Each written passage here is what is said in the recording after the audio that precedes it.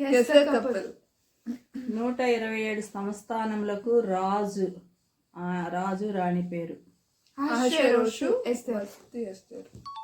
మూర్ఖుడు మరియు మొరటివాడు మరియు ధనవంతుడైన గొర్రెల కాపరి. నాబాల్, అబీగైల్. అపోస్తలుడైన పేతురును మోసగించిన వారు. అననీయ, సఫీరా.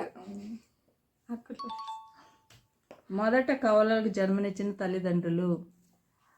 రిబ్కా, ఇస్సాకు. పౌలు పరిచర్యలో సహకరించిన వారు. అకుల, ప్రిస్కిల్లా. భూలోకంలో మొదటి దంపతులు. ఆదాము, హవ్వ.